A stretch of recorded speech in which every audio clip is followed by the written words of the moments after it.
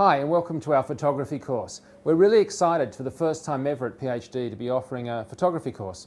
And we have Tim Wheeler, who we'll be meeting in a moment, who'll be taking us through this course. Now, I was really lucky because I got to actually effectively go along and be the proxy for you guys and learn from Tim myself. And I must admit, I've admired Tim's work for a while. We aimed the course and all the material that you'll be seeing around professional stills photography. Now, there are many ways you could go in stills photography. You could be in art stuff, you could be in personal exploration stuff, you could even be in very commercial but limited product type stuff. So what we thought we'd do is we'd do a broad brushstroke of the sort of things that a paid professional photographer is likely to come across, how they approach them, some of the tricks of the trade, and of course a comprehensive look and the different styles that Tim himself has embraced. So I'm going to cross now, we're going to head over to the studio and meet up with Tim. And we're going to get into the first of our assignments, and this week it's shiny objects. And at the end of each class, I'm going to come back and we're going to give you Tim's project of the week. We want you to go out and photograph that, but I'll tell you more about that at the end of the episode.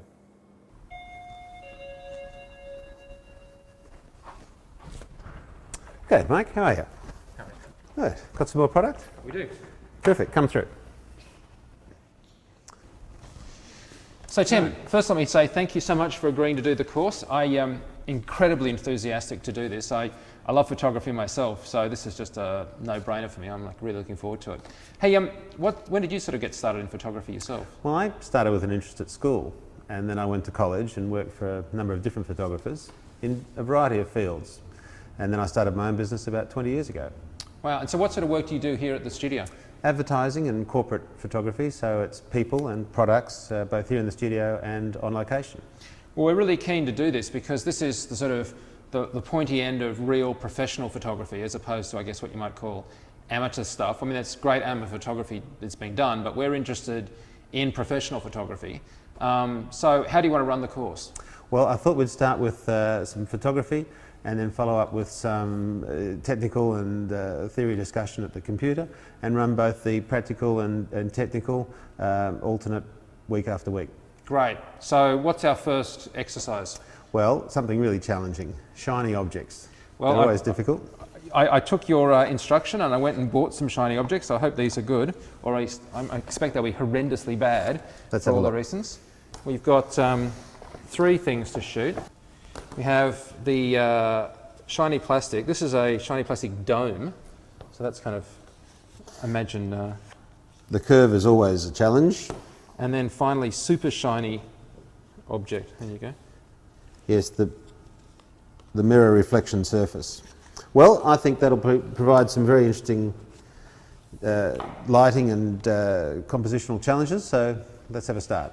Can we maybe have a look at some of the stuff that you've done to get some ideas on how we might, look we might get for this? Because I know you've done a lot of professional like tap fittings and dinner stuff and household items. I mean, it's a pretty challenging and yet in some respects quite common problem, isn't it? Yeah, it is. I can show you some stuff we've done recently. Let's have a look on the screen. Okay. So Mike, here are some recent products for a catalogue. Shiny objects, coloured objects, and some quite funky objects. So what sort of problems are posed by shiny objects? Well, working out the tonality of the product is the hard part. In this lava lamp, for example, it's a brushed satin finish, and we had to work out where to put the reflections and where to take the reflections away. And what about something that was like fully chrome and fully reflective? Yes, if it shows as a mirror surface, let me think of something that's a mirror. There we go, yeah. If it shows as a mirror surface, then it actually reflects the light source and everything surrounding it as a sharp reflection. So tell me, how did you go about doing this one, for example? This one we had to make a composite of 2 images because the product sits so far down in the box it mostly reflects black. So I put reflection around the side of the product and then used 2 separate exposures. A bright finish surface or gloss surface will reflect everything, especially if it's curved, and so you try and disappear behind the camera or behind some black card. The specular reflection that reflects the light source is obviously very near pure white, and this particular product, the black box, was a velvet surface which is like a real light soaker. light sink. Okay, so like I like this look of a product on a neutral background. Were these shot on any surface and cut out, or were they actually shot on some sort of white surface to start with? Well, we'd mostly shoot them on white, and that makes for a good tonal separation between the product and the background. These will be used cut away from whatever background we shoot. Sometimes we shoot them on a grey or a black, depending on the nature of the product itself. So Tim, these are our three products, and we want a shot that has all three together. They're like, it's for a story on designer things for some magazine, yeah? Well, that'll be fine. Grouped together, these will work well, but one will reflect into the surface of the other. This bright finished surface, for example, will reflect the yellow of the product next to it. And that's okay when they're used together as a group, but if you wanted to cut them out and use them separately on the different pages of the document, we'd need to shoot them separately. Yeah, well, let's assume that we want them together and that it's a layout that we're going to be happy with, though clients always have a habit of changing their minds. Tell me, this table that you've got, what is this and what surface is this? This is a perspex or plexiglass with an acid etched surface, so it's a matte surface on the top. And we can light from behind to make a clean white on it, and we'll also put light above to handle our reflections. So how are you going to approach this, just from a lighting setup point of view? Well, we've got to look at each of the products and think about what the surface is. The bright finish, for example, it's a mirror finish, so it's only going to reflect light or no light. So we have to assume that we're going to dictate what the tonality of the product is. When you think of something silver, you think of it being bright. But if it's all completely white, then it has no shape or form. So I'd like to make some of this bright with a reflection of a light source and some of it black. And that gives shape to the curves and form to the whole product. Okay, and what about the other two objects? Does they're sort of shiny but not necessarily mirror finishes? Well, that's right. To help give us the shape though, we're still going to have a reflection of the light source in the product, especially the dome of the yo-yo. The curved top will reflect the square light as a curve, and that'll help define the surface as a curve. Okay. And you'll basically just set this up here. Now, in my, because I have come from a film background or a moving footage background, but one of the things I do know about is light tents, because occasionally do you ever use light tents? Well, I do. We could use a light tent. In this case, if we shot these in a light tent, it would give an overall soft white reflection, which is all diffused highlight. What we want to do here is have a fixed specular highlight that defines an area and then leave other parts of the surface non-reflective. So are you going to actually put in black, as in terms of like blacks to reflect black, or is it more just a matter of cutting light because where there is no, it'll fall away? That's right. Well, where there's light, it'll reflect white, and where there isn't, it should reflect black. Okay. And if it reflects other things around, like ourselves, the table, the lighting stands and what have you, we can put black in front of that to reduce the reflection. Now, as we saw before, there's nothing stopping you doing this with some photoshopping and obviously other work on it, but I presume you try and get it most of the way there before you have to resort to... Absolutely. Although you could do a lot of retouching on these in post-production. A more efficient way is to do it correctly with lighting first and then the minimum amount of work afterwards. So let's say I was a real client and we had a whole catalogue of stuff to get through. In your sort of private thoughts, how long would you allow for doing a shot like this? Well, I would think to set it up and make the shots if the client's happy with the arrangement. This setup might only take us half an hour. I'm going to use a digital SLR and an appropriate lens to group those products together. What are your options for cameras today? Like you've got a Kodak one there, or what else have I've you got a Kodak and a Fuji digital SLR, and they both take Nikon lenses. The Kodak one will give us more megapixels today. What megapixels is it actually? So this is a 13 or so megapixels, and the Fuji one I have is an 8 megapixel camera. And how large a print would you be comfortable in seeing that sort of come out as if you were thinking in terms of print? Out of the camera it comes out to about an A3 size print, but with work on the computer it can go up much larger than that. Okay.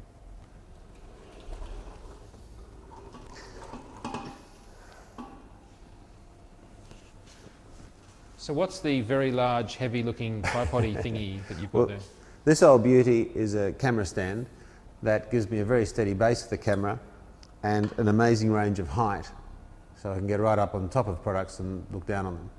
It looks like it's hydraulic, but it's actually counterweighted. No, it's just a counterbalance, and with a movable cross arm, so I can swing out over the top of products and then use the ball head here to bring the camera over the top.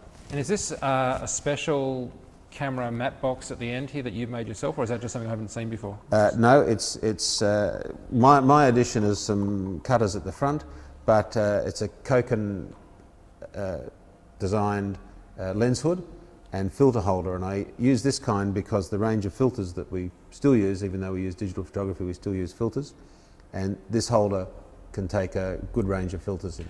What sort of filters do you kind of typically use?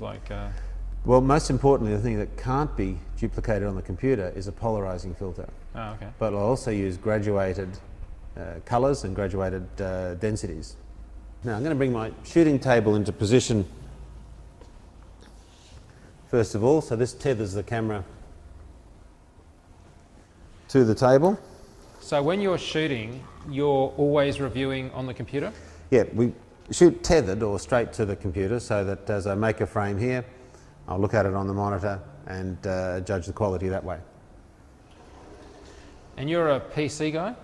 Yeah, I'm using PC for this camera. The way the software works with this camera works very well on PC for me. Back would be the same. Well, the software that drives the camera is always appropriate to the camera itself. So this is a Kodak camera and the Kodak software will drive the camera, but after that, and in later classes we'll talk about what to do with the images, reviewing, cataloguing, and then in post-production, of course, Adobe Photoshop is the program we'll use. First of all, we're going to line up the products roughly from a high angle.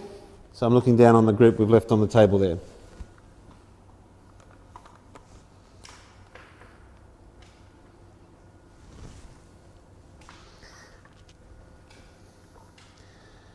The most important thing to do also is to remember to connect the camera to the computer, otherwise you end up with an air gap. Now some lighting. The nature of the surface is a soft curve, which I want to emphasize by putting a square light reflection, which will end up being a curved shape over the top. So to do that, I'm going to use a large softbox. Now, Tim, at the moment we've got a couple of our lights on for filming, so just tell us if they're in your way and we want to turn them off and just go to...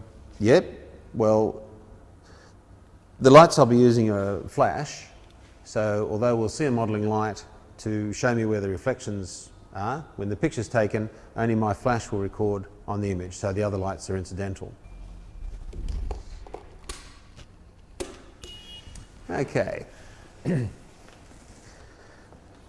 So firstly we see that the shape of the rectangular softbox reflects in the curve, and I'm going to control the position and level of that so that the shape gives me a nice arc more or less symmetrically over the top of the curve. So we need a bit of adjustment here, and I need a boom here to bring the light over the top. So you've effectively got a work light to judge by, but it'll be a flash that actually is... Yep, inside the head there's a quartz modelling light which will allow me to see the reflections and the shadows, and then when I take the picture, a flash tube inside the head fires and the picture's made with the daylight balanced flash. Oh, it's daylight balanced, right? Yes. The modelling light's a halogen light, but when we take the picture we balance to daylight. Now we need to think about an arrangement of these to make them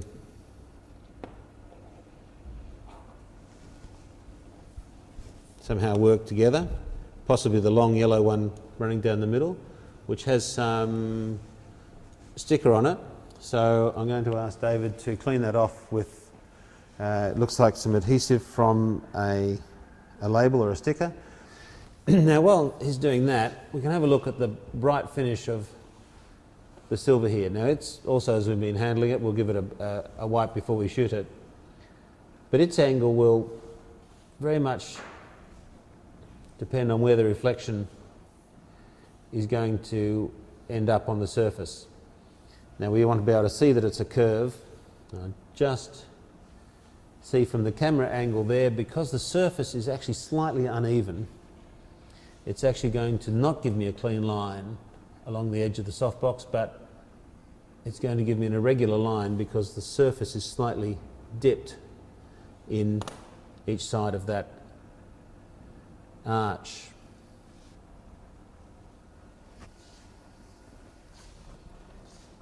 Now I might broaden the reflection by making the light a little bit lower. So the closer it is, the bigger the reflection in the surface of the product. I like the way the string just curves around and echoes the curve of the yo-yo. Thank you. Now nicely polished. It really does make a difference getting your props immaculate, doesn't it? Yes, that helps. And then also, in terms of handling, the bright finish surface like that, I'll just give it a little bit of a wipe with some cotton gloves. There we go. And its angle is just nicely there. So at the moment I'm going to take a flash meter reading. Later we'll talk about technical aspects of exposure. But in this case, I've got a reading of f16. Now, of course, in my world, we don't work with flash, so it's nearly always spot metering that you see people doing. But with the flash, it's only going to work, of course, as an incidental reading, isn't it? Well, I've made an incidental reading here to read the light falling on the subject.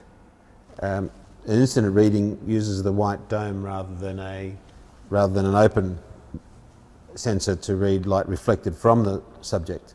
So I'm taking an incident reading, which is the light falling on the subject, and that'll give me a good average exposure to start with.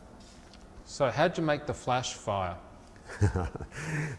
I have a radio transmitter and receiver so that the trigger, which also goes on the camera, can fire the flash, and I can use the meter as I walk around to make various readings of different parts of the subject if I need to.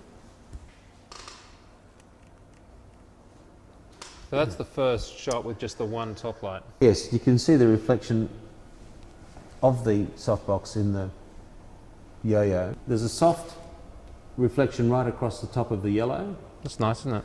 And it is, and it's got a nice drop off to the sides to give me some form to it.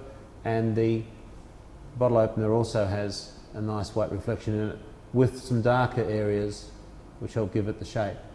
I'd like it to have a little bit more reflection variation over the top, so we'll have to fiddle with the light a little bit. Okay. It's going to help our silver reflection on the potato peeler, but also add perhaps an unwanted reflection to the red yo-yo.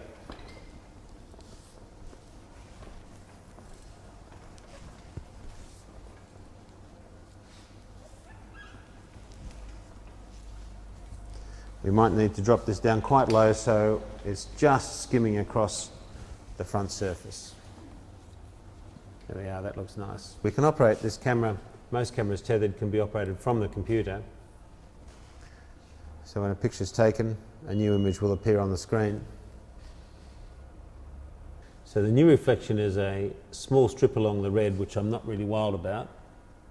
And the added reflection in the bottom of the potato peeler I don't think is actually helping us. So we might abandon that second light because I think it's doing more harm than good. I'm going to put a light underneath the table to reflect up and see what that looks like, to make sure that the whole background becomes completely white. Right, let's have a look from the front. This light underneath has just given us a lighter reflection that's filling in the shadows that come underneath, but it's also giving us a reflection around the underneath of the red of the yo-yo, and it's giving us a white reflection around the underneath of the bright finished steel. I'll make an exposure of that and we'll have a look on the screen. I assume what we're seeing here are raw files? Yes, With some colour correction, is it? Or the camera captures a raw file that displays on the screen, and then I'll make adjustments for colour correction and exposure in the processing of the file. We supply the client a TIFF or JPEG at the end of the day, and they'll be colour corrected, sharpened and retouched if necessary. That exposure looks a little bit light to me, so I'm going to turn the flash down half a stop. yeah, because we're kind of losing the bottle opener, aren't we? Yes, and that's the problem with the white coming from below. It might be too much white on white.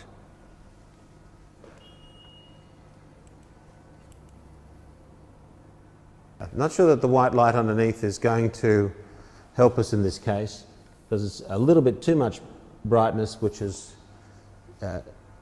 losing the difference between the bright reflection on the bottle opener and the white below. But I might leave it on, but turn its flash power down. So I'm going to make an adjustment just to the bottom light to reduce its intensity. This time the flash power is the same above, and the light underneath has been reduced in brightness. So if I put my client hat on for a second, that's looking fairly good. I'm losing the blades of the potato peeler because I'm only reading the top one and the bottom's kind of not there. Yeah, so that particular angle, the bottom blade is reflecting the Perspex table surface. We try and imagine each flat surface of the reflective object as if it's a mirror. And so I imagine the line of sight going from the camera to the surface, look at the angle of the surface, and then that's where the reflecting source will be. Obviously the curve of the yo-yo reflects the light on top. But the bottom blade here, I would like to make it look similar in reflection to the top blade. They are both the same material. Now our choices are to try and bring a light in from the front, which Had our problem with the yo-yo. we had a problem with, but it adds a reflection to the yo-yo.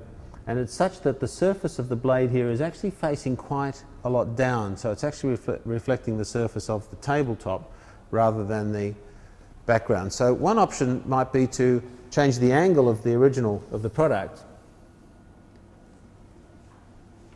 and tilt it up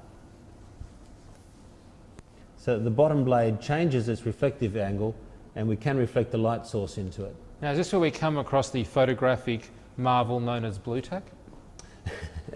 Blue tack's very important. David, just on the corner of the trolley is a lump of blue tack. We'll have a go at that. It might need to turn so far that we lose the shape of it. So that's going to introduce another problem. Thank you. It's going to prop up underneath that won't be seen. That allows a curvature of the yellow still to be red.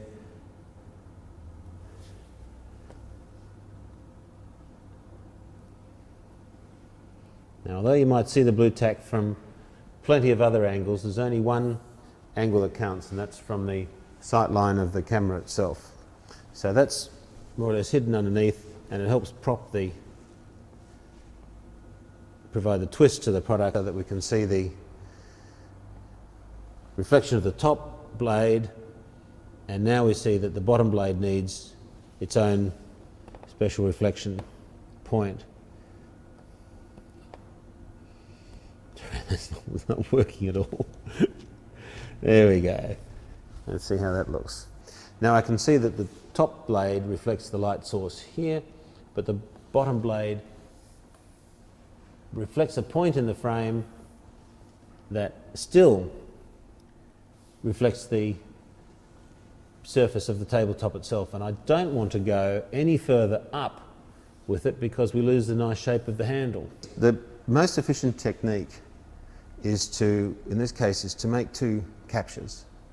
One that gives us a good reflection in the blade, and one of the overall shot. And from that first capture, I'm just going to use the blade itself, not move anything else. So it's very little retouching, actually. It's a composite of 2 exposures, and we're just going to use part of one exposure inside our other overall exposure.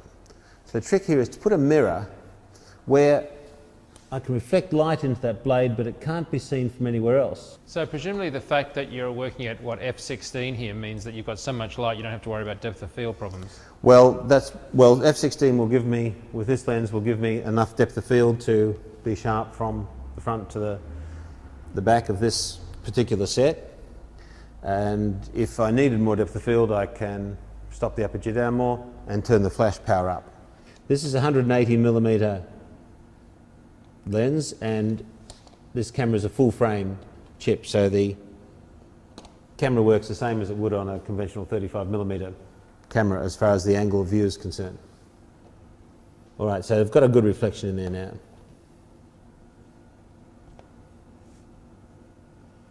I just need to set that onto its angle.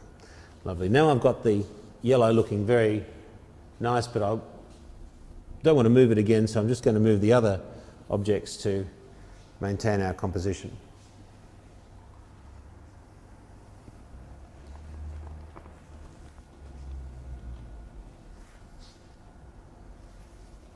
I want to centre that light over the red dome a little bit more.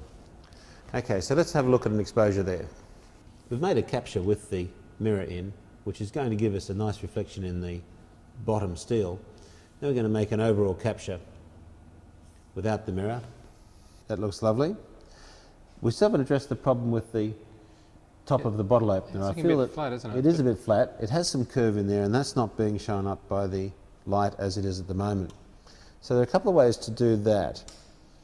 I want to make some variation in the reflection across the surface of the curve of the bottle opener. And I can do that by taking light away or moving the light that's there. Let's look at taking some light away. If we hold a black cutter or card over the top, it can leave a reflection of darkness, or cut the reflection of the light, in other words, over the surface. But of course it's also going to leave a shape in the red yo-yo. So I'm not entirely sure that that's going to be the answer. But what I'll do is I'll make a frame like that, and we'll see if that works for us on the stainless steel of the chrome finish of the bottle opener. Now that has left a space in between the reflection. Now because that actual arch of the bottle opener isn't a smooth curve, it's cupped on each side of the peak. So it gives us an irregular reflection. Of course it cuts badly into a reflection of the yo-yo, although I don't mind a cut in the reflection of the handle of the yellow. Yeah, that's an unexpected bonus, isn't it? Yeah, and sometimes that happens when you're concentrating on one part and you get light for one part looking very nice, another part might look worse or it might look better. It's always nice when it looks better. The other option we can try is to move the main light away.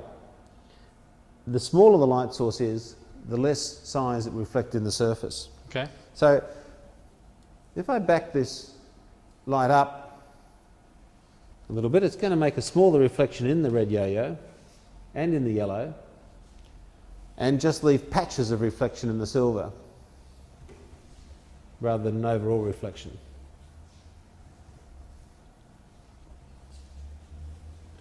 So just lining my view up to more or less where the camera is.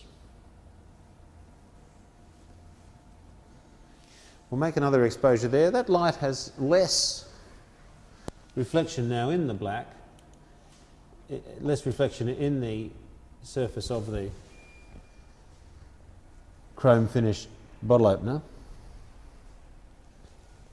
which allows some darkness to creep in from side to side. The difference between the two is that the previous one has darkness through the middle and our later one has darkness side to side. Yeah, it's sort of more moulding around the edges, isn't it? Yes. And I think that's a preferable shape to define the curve that is there in the actual product. Of course, we could still use the previous one for the handle of the yellow peeler if we wanted to. Yes. Any composition between multiple frames where the camera hasn't moved and the product hasn't moved is very easy because we can drop those frames together in Photoshop. You stills guys have it so easy. Well, tell me, the principles of what we're looking at here, I mean, let's say you were doing this with a car. Obviously, different lights, different studio because you need a lot of space. But a bigger shiny object, is it the same principle but just scaled up? Exactly the same. The red here is a good similar surface to what a car might look like, and it is only going to reflect light or no light. The specular reflection, that's the light source itself, in this case has a sharp edge. Often with a car it'll have a soft edge, so it feathers between bright reflection and no reflection at all. So it's the edge between the specular reflection and the true tonality, which is just adjacent to the bright reflection. In this case the edge between the two is sharp, but often with a car you have a nice soft transition, and that's achieved not by using a fixed size light but reflecting light off a white surface, and the white surface would reflect bright, and as the light feathers on the white surface the reflection would go from a bright reflection to a dark reflection and no reflection at all. So in fact, from a small piece of jewellery up to a car or beyond, it's pretty much the same principles, and it's just a matter of determining for that particular object whether you're wanting to really angle those reflections or blend them through. Well, that's right. You want the reflection to work for you to do two things. Primarily it's got to light the subject, but also the reflection is going to define the shape.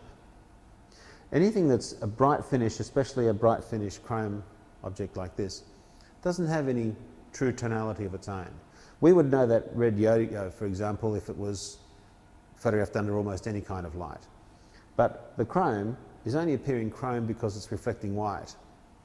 If we built a black tint around here, we wouldn't see the chrome at all. It would just reflect black everywhere and would disappear. But we want to control where the reflections are in the chrome, and that helps define the shape of it. The important thing is to look very carefully.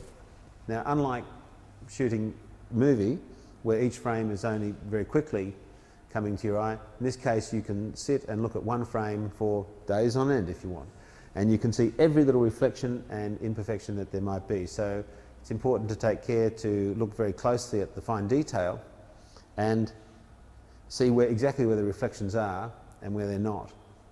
It's a very fine difference between the point where the reflection works and where it doesn't work. So now we have some better control in the shape.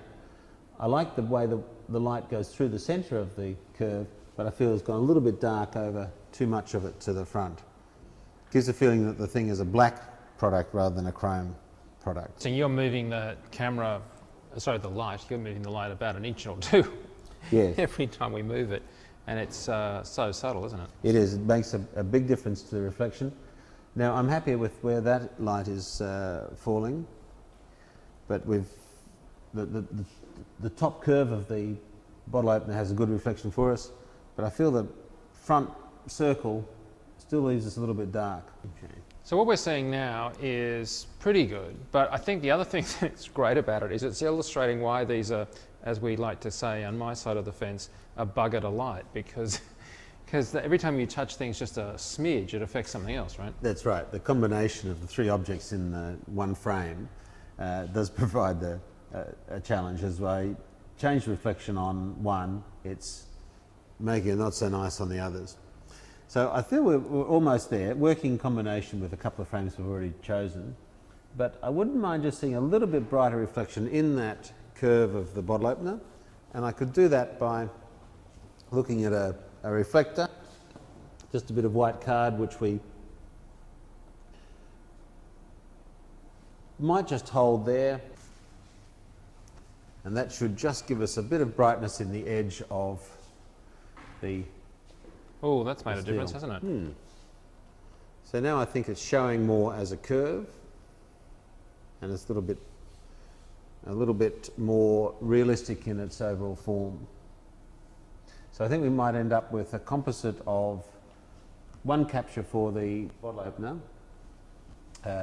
one capture for the steel blade, and the overall capture, which is the red yo-yo and the yellow handle. Okay. So that'll be fairly simple to drop together in Photoshop. Because they're quite small, one light provides enough illumination and it gives us the best kind of reflection on the red object, which is the main curved shape. Excellent. Well, thanks for that. That's been brilliant. Much appreciated. Pleasure, Now, mate. next week, we can swing around to discussing what? What's the first thing on our agenda? Lenses and cameras? Some lenses and camera discussion about different focal lengths and different kinds of bodies and how they work for us. Now, I'm keen to hear about your transition from analog to digital as well. Well, it was fairly painless actually, because I'd been working with digital imaging from the beginning. Although we were still shooting with film for many years, I was scanning and working in Photoshop. So I had a gradual introduction to digital imaging, which is just as well, because I think if you started from no digital imaging experience, then it is a big learning curve. So when we moved to start to make digital capture, I was already familiar with the computer side of things and Photoshop. Well, that's it for our first episode of our photography class, our first ever production photography class here at FX PhD. Now, as I mentioned at the beginning, I'm going to be setting you a project each week at the end of each class. And the class assignment or project for this week, which I'd like you to do and then submit your JPEG versions online in our forums for both Tim and I to have a look at, is to light a desktop object with exactly the same lighting principles that Tim's used. Now, Tim did that with one light, so that's what we want you to do. Now, you may have to rig something up to get a nice area light, but try and do it with just one single light. It's okay to Photoshop the file to color correct it, but let's try and keep it to the lighting that you managed to produce on the day. Now, we could say light a yo-yo and a slicer like we had, but what we want you to do is use a model car, preferably something about yay big. So it's a shiny object, it's about the same size that we were using, but of course the principles that we've used here on the desktop actually scale up to doing full automotive lighting design. And I once saw an American cinematographer, someone use these exact same principles in lighting a 747. So here's your assignment. Take a simple model car, if you've got one, or something similar to that, light it with the principles that Tim has outlined, post that in the forums, and we'll get back to you with some feedback. Until next week, on behalf of Tim and myself, I'll see you online. See you next week. Bye.